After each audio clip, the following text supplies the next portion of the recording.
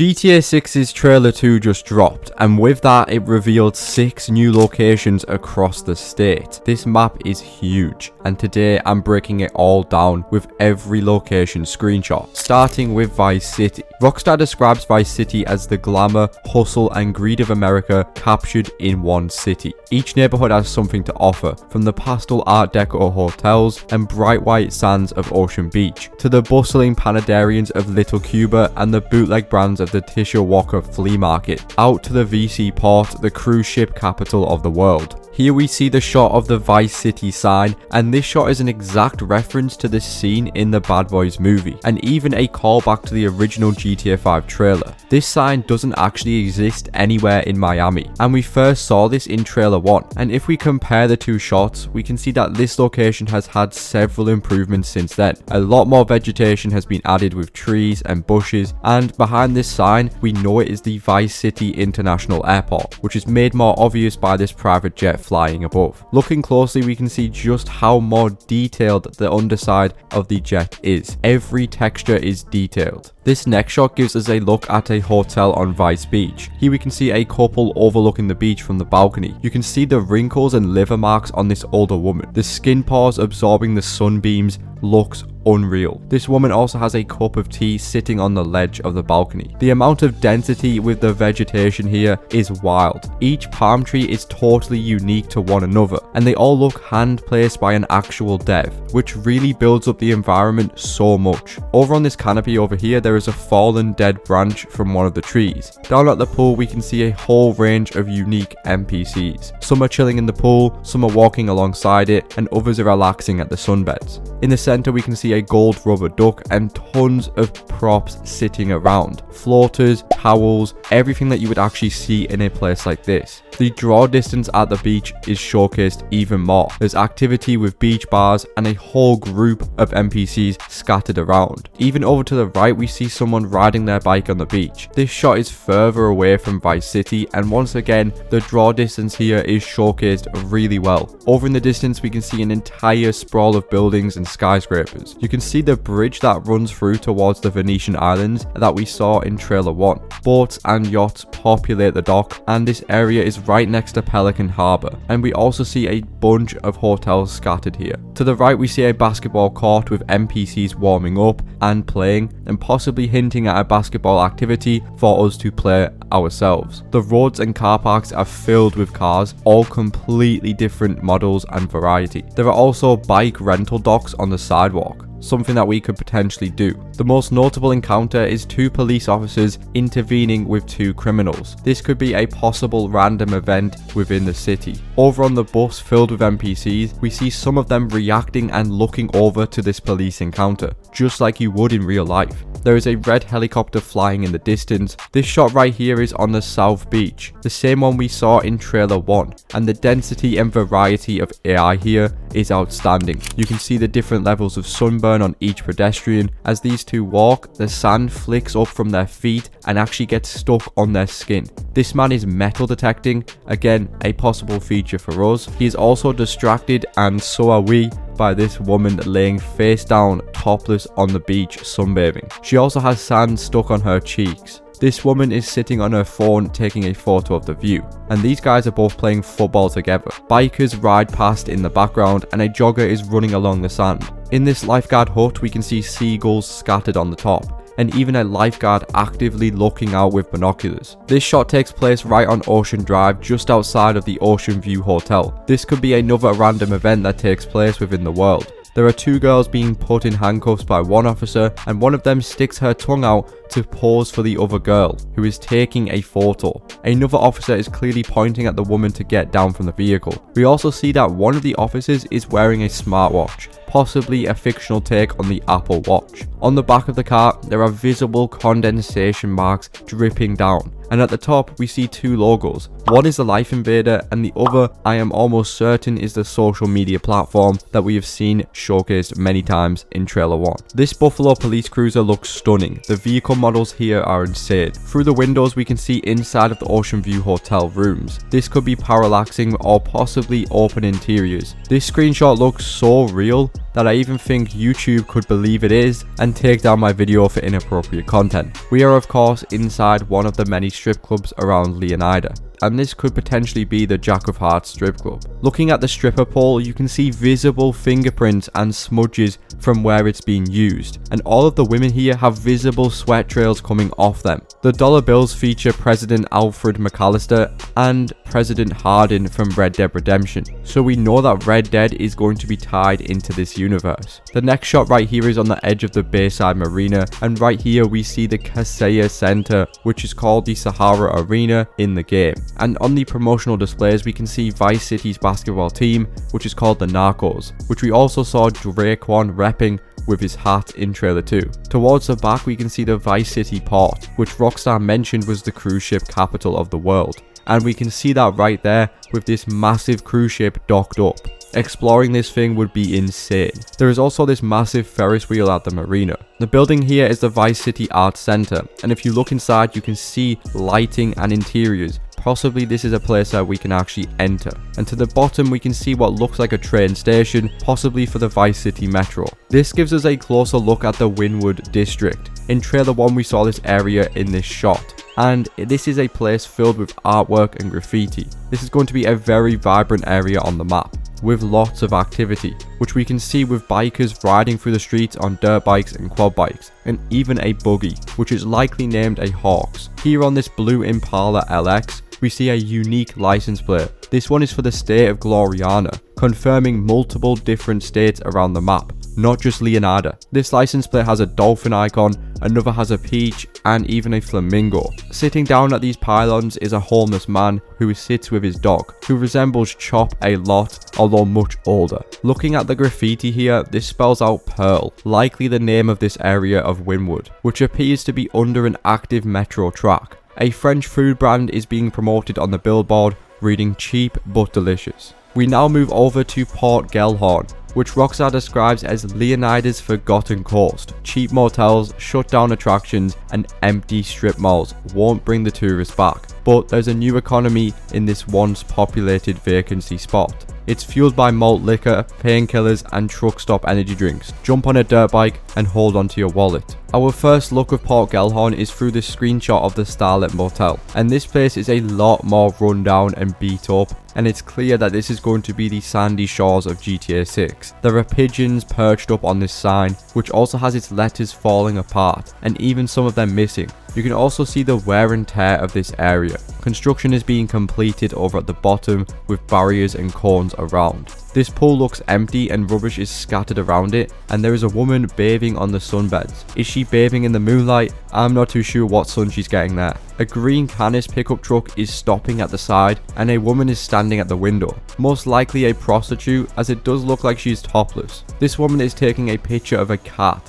as it comes towards her. The motel is overgrown with vines and the neon sign is slowly fading away. This place is definitely the forgotten part of GTA 6 with all of its beat down and shady areas. This shot gives us a real look at how rough this place is. It seems to be a hub for drugs and gangs. These two are very clearly inside of a weed farm, and who knows, perhaps we can grow our own weed. Looking closely at these two NPCs, we can see how beat up they are. The scarring that they have across their bodies is much more intense than others, just showing the backstory of these two NPCs alone. And here we see that Port Gellhorn does in fact have its own strip club called The Lights, with these lit up neon signs promoting dances for hire. We then see tons of trash and bottles scattered across the floor, and at the bottom there looks to be two crackheads wheeling a trolley filled with suitcases and trash bags. Definitely homeless, which we will definitely see a lot of in this part of the map. We then see two NPCs at the back of the club looking like a shady drug deal, and the vehicle wheels here are actually turned when parked up. We then see one guy getting kicked out of the club and scolded by the bouncer. The final screenshot seems to be one of the many rough backdoor parties at Port Gellhorn,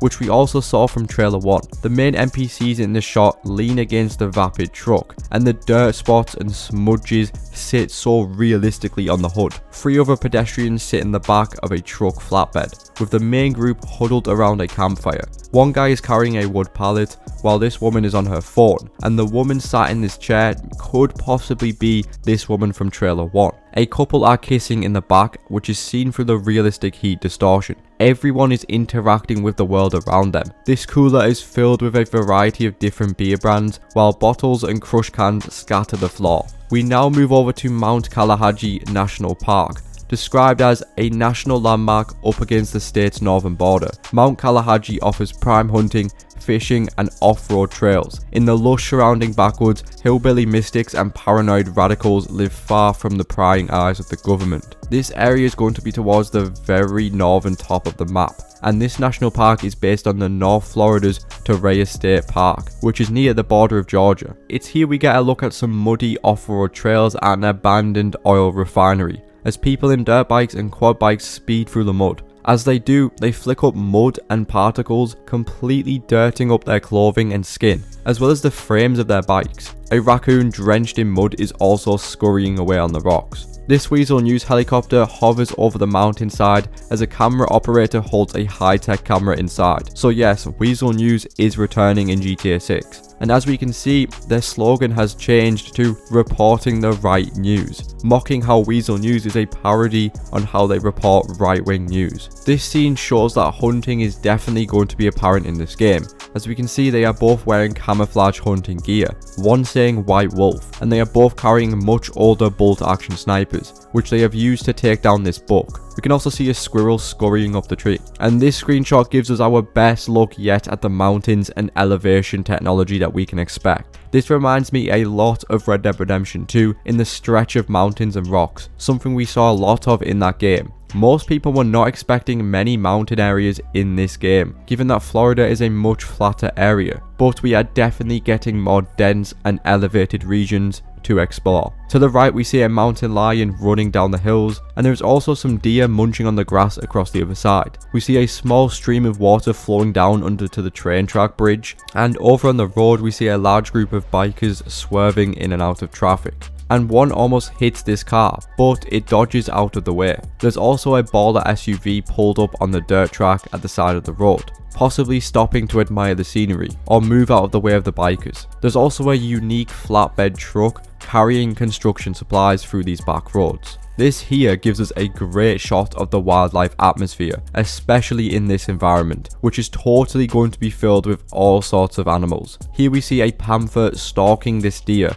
which is drinking from the water. In fact, there are 4 deers in this one spot. One is sat resting behind, one is eating, and another is looking out in the distance. The panther's belly has actually got wet fur. The trees are totally unique. Some are even drooping down towards the water. And the water also has incredible ray trace reflections. It's also muddy and filled with branches and leaves. Nothing is left untouched. This shot gives us a great look at someone paddling inside a Crest kayak. The water splashes as the paddles hit the water. It also ripples on impact. The water isn't clear, you can see the murky and green colouring taking over. To the left we see a flood gauge sign. You can actually see where the water levels are reaching, as there is rust wearing away at the sign. These signs are actually used in real life in Florida to keep tabs on the rising water levels during storms and hurricanes. This likely means that we will see an advanced working weather system affecting the water levels. There is a running train moving on this bridge, and in the distance we can see a log cabin up in the hills, which is likely a tourist booking spot. This NPC is also wearing a life jacket, which adds way more realism to this one shot. Which brings us on to the Leonida Keys, Rockstar's fictional take on the Florida Keys. The dress code is casual,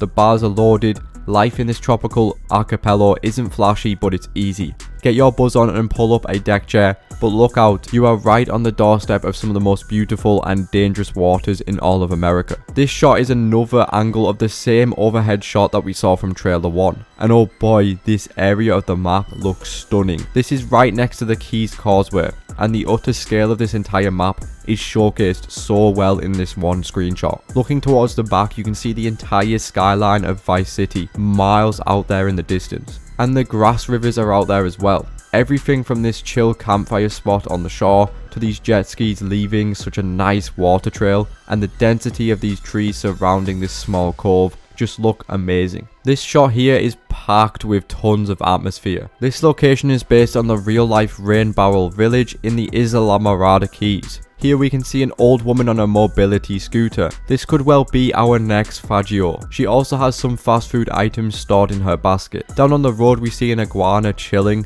and these things are very common in real life Florida, and we can see them a lot throughout the trailers. There is also a man riding his bike alongside his dog. Over at the back we see two guys on top of a whale sculpture. This guy below is also taking pictures of them. We then see this man and a woman taking a selfie together, with the guy in the back jumping in it. There's also a billboard at the top promoting the Squaddy brand. This shop is selling a bunch of souvenirs and flamingo ornaments, while over to the right is a tourist bus, with two different groups of NPCs all having conversations with each other. We then move over to the Rusty Anchor, a chill bar at the Keys, and once again the AI here is all doing their own thing. We have this old man getting it on with a younger woman, a man peeing in the bushes at the back. This guy is passed out from drinking too many beers, and as this older woman approaches, she waves at the two guests on the deck, and they both greet her by waving back. This guy is reassuring his very drunk friend by patting him on the back. This is definitely my favourite screenshot. This gives us a very small snippet at the underwater life in GTA 6. And comparing this to GTA 5, the difference here is absolutely staggering. The ambience and atmosphere down here is amazing. The way the light rays spill through the water, and the amount of variety in coral reefs down here on the seabed is so vibrant. We can also see two scuba divers exploring the ocean, and the bubbles rise up to the surface as they breathe. The detail and texturing on this turtle is spot on. We can also see schools of fishes moving around, and a whole different variety of them as well. There's also an eel moving under these rocks here. This entire shot is beyond impressive. We then jump to a crowded boat party out at the sea. The sea life is just as packed as it is on the land, and if these type of natural events occur across the world with just NPCs, the vibe and atmosphere of this game will be so real. There's empty pisswasser beer cans littering the deck. These two boats are huddled together with returning brands Dinka and Nagasaki. The boat is called the Lure Predator. This woman is actively moving across to the other boat. This guy is chilling in a flamingo floater, looking over at the others, and there is a massive shark luring below him, and this guy has definitely spotted it. Tons more boats and yachts are loaded with people scattered around. Everyone is partying and dancing. There's even a few jet skis ripping through the scene. This entire shot feels like a pre-render. I cannot believe these types of NPC events are just naturally occurring throughout the world. Which brings us on to the Grassrivers, Rockstar's version of the Everglades,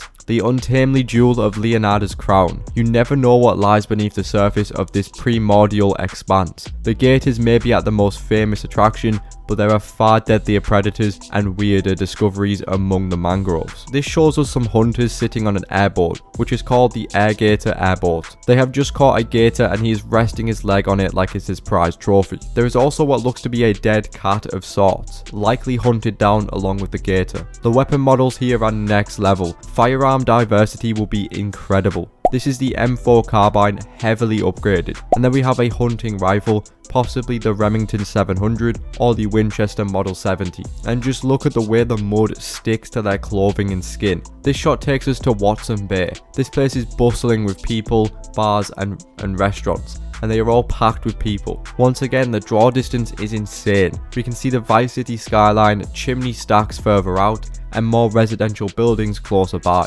Ducks populate the shore and seagulls sit on the broken down piers. This boat is returning from a fishing trip with NPCs still fishing, something we can likely do ourselves. We then get this amazing overhead shot of an airboat in Alligator Creek. These guys are out there hunting them some gators. Again, something we will likely be able to do ourselves. The airboat is a different model from the earlier one, and it is littered with objects. There's a cooler, we have fishing nets, buckets and tubs. It totally feels like these NPCs are actually on the airboat and using it. We can then see 5 alligators surrounding the boat, 2 of which are lurking under the surface of the water.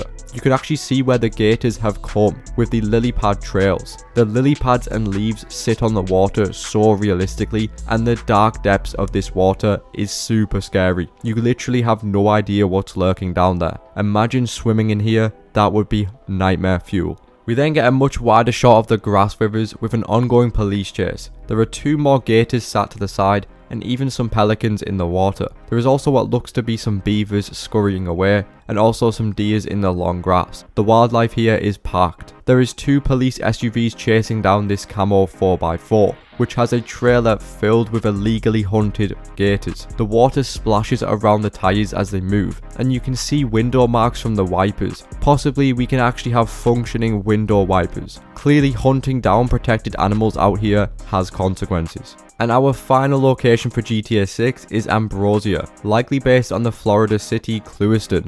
It is described as keeping Leonida sweet. The battle for the health and wealth of Leonida begins here. In the heart of Leonida, American industry and old school values still reign supreme, whatever the cost. The Ally crystal sugar refineries provide the jobs, while the local biker gang provides almost everything else. This looks like it's going to be the industrial side of Leonida, with plenty of biker gangs roaming the streets, and this first shot shows that well. We have a full group of bikers driving down the road, in a variety of different bikes. Their biker jackets have Ambrosia written on them, as well as the words Final Chapters, which is likely their biker name. We can also see a satire billboard saying proud allies of diversity and treats. It's good to see that Rockstar is still in their same roots. The Zero gas stations are also returning from GTA, and we can actually see an NPC parked at a gas pump. Could this mean working fuel systems in GTA 6? Over on the side of the road we see a ton of political and government signs. Vote for Henshaw and Henshaw for mayor.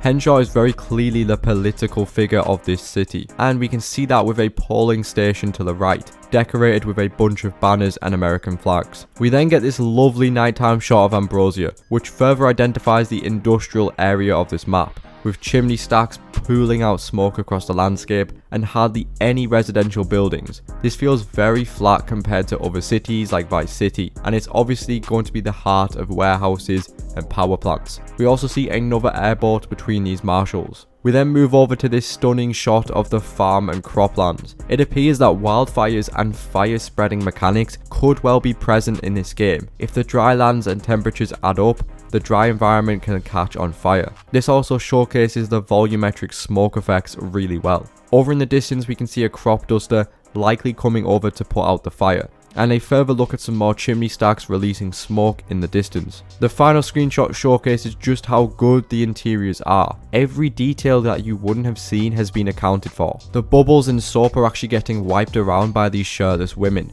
something you actually see in real life in certain places. The soap and bubbles look so well done here, it's comparable to real life. And there you have it. That was a breakdown of every screenshot we have so far of the locations in GTA 6. We now know of 6 new cities and areas coming to Leonida, and even more states we have discovered. I will be breaking down everything that we know about the characters along with their screenshots in my next video. So be sure to subscribe and turn on notifications to not miss that. And if you enjoyed the video, drop a like on it, and I will see you guys in the next one.